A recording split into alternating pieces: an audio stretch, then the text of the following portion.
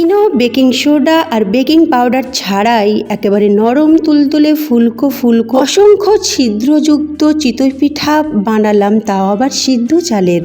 আসসালামু আলাইকুম my YouTube family. দেশ বা দেশের বাইরে যে যেখানে আছেন সকলকে আমার সালাম। সকলে সুস্থ থাকুন, ভালো থাকুন আর নেক পথে চলুন, এই দোয়াই করি আল্লাহ পাকের কাছে। আর আপনারাও দোয়া করবেন আমরা যেন সুস্থ সবল থাকতে পারি আর নেক পথে চলতে পারি। ফ্রেন্ডস, আজ নিয়ে এসেছি সিদ্ধ চালের চিতই পিঠা, বেকিং সোডা, বেকিং পাউডার আর ইনো ছাড়াই একেবারে নরম তুলতুলে ফুলকো ফুলকো অসংখ্য ছিদ্রযুক্ত।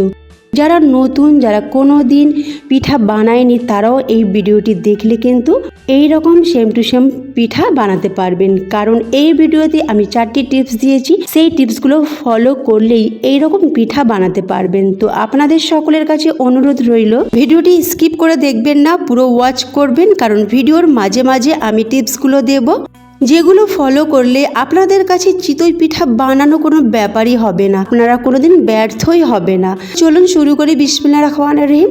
এখানে আমি 500 গ্রাম সিদ্ধ চাল নিয়েছি। চালটা দেখেই বুঝতে পাচ্ছেন, এই চাল দিয়ে আমরা রোজ ভাত রান্না করি। আর এই যে কাপটা দেখছেন, এই কাপের মাপ করে 4 কাপ নিয়েছি। তো 500 গ্রাম সিদ্ধ চাল নিয়েছি। এবার এটাকে ভালো করে ধুয়ে পরিষ্কার করে নিয়ে 4 থেকে 5 ঘন্টা ভিজিয়ে রাখবো। ভেজানো হয়ে গেছে, চাল ফুলে উঠেছে, সাদাও হয়ে গেছে। আর আমি ভেঙেও দেখাচ্ছি, দেখুন কত সহজে ভেঙে গেল। ঠিক এই রকম হবে।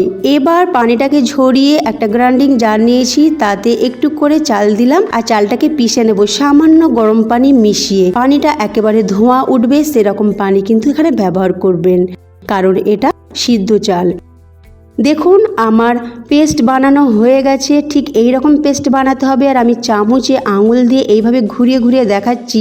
একেবারে ফাইন পেস্ট আমি তৈরি করিনি, একটু একটু সামান্য দানা দানা থাকবে। ঠিক এই রকম আপনাদেরকে বানাতে হবে।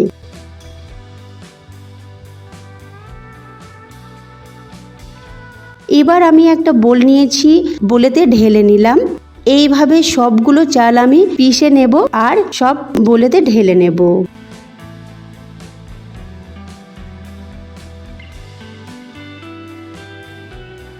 সবগুলো চাল বেটে নেওয়া হয়ে গেছে।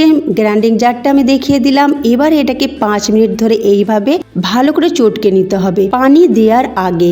তো প্রথমে এইভাবে চটকাতে থাকবেন। চটকানোর কাজটা একটু ধৈর্য ধরেই আপনাদের করতে হবে। 5 মিনিট পর এবারে ধোঁয়া ওঠা পানি দিতে হবে। পানিটা ফোটাবেন না, তবে যেন ধোঁয়া বেরোয় সেই রকম পানি আপনাদেরকে ব্যবহার করতে হবে। তবে প্রথমে বেশি পানি দেবেন না, অল্প অল্প করে পানি দিয়ে এইভাবে কিন্তু এটাকে চটকে নিতে হবে। আর এই কাজটা আপনাকে করতে হবে প্রায় 10 থেকে 15 মিনিট। এইভাবে আপনাকে কন্টিনিউ একটু একটু করে পানি দিতে হবে আর চটকাতে হবে। এই টিপসটা অবশ্যই আপনারা মনে রাখবেন। পানিটা কেমন সেটাও মনে রাখবেন। দেখুন আমি কেমন করে চটকে নিচ্ছি। পানি কখনোই বেশি দেবেন না, পানি একেবারে অল্প অল্প করে দিয়ে এইভাবে সময় ধরে চটকে নেবেন, তবেই আপনার পিঠা কিন্তু ভালো হবে। ফ্রেন্ডস, আজকে আমি এই সিদ্ধ চালের পিঠাটা বানাচ্ছি এক দিদিভাইয়ের কমেন্ট শুনে।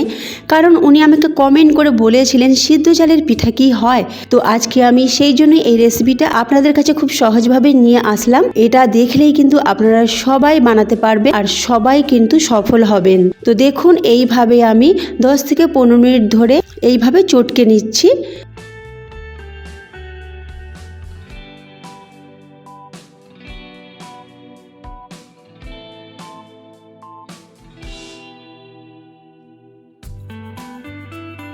এবার আমি এটাকে প্রায় 2 থেকে 3 ঘন্টা ঢাকনা চাপা দিয়ে রেখে দেবো। এই কাজটা আপনাদের অবশ্যই করতে হবে। 2 থেকে 3 ঘন্টা ঢাকনা চাপা দিয়ে রেখে দিতে হবে। তারপর 3 ঘন্টা পর আমি ফিরে এলাম। এবার হাত দিয়ে আরও ভালো করে এটাকে চটকে নিচ্ছি।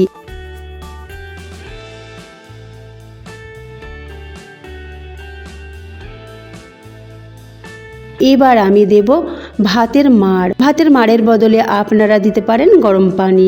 তবে ভাতের মাড় দিলে কি হবে, পিঠাটা নরম হবে আর তার সাথে পিঠার মধ্যে পুষ্টিগুণও বাড়বে। এইভাবে একটু একটু করে ভাতের মাড় দিয়ে এইভাবে ভালো করে এরকম করে নাড়াচাড়া করে এটাকে ফ্লপি করব। দেখতেই পাচ্ছেন ভাতের মাড়টা কতটা গরম, একেবারে ধোঁয়া বেরোচ্ছে সেই রকম দিতে হবে। আর এইভাবে কিছুক্ষণ এরকম করে নাড়াচাড়া করতে হবে।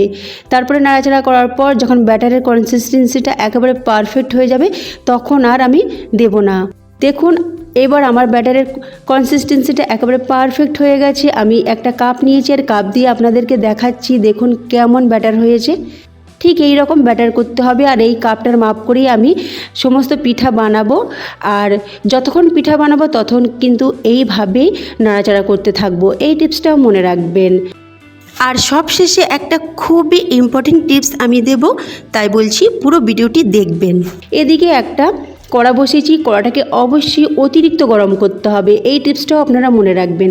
কড়া যেন গরম হয়, তারপরে একটু তেল ব্রাশ করে তেলটাকে মুছে নিয়ে ওই কাপের মাপ করে 1 কাপ ব্যাটার দিয়ে এটাকে মিডিয়াম টু হাই আঁচে আমি তৈরি করব। কারণ আমার গ্যাসের চুলাটা ছোট, সেই জন্য মিডিয়াম টু হাই আঁচে করছি। আপনাদের যদি বড় হয় মিডিয়াম টু লো আঁচে করবেন। দেখুন প্রথম পিঠা আমার একেবারে পারফেক্ট হয়েছে, অসংখ্য ছিদ্রযুক্ত হয়েছে আর ফুলকো হয়েছে। আর একটা আমি আপনাদেরকে বানিয়ে দেখাচ্ছি।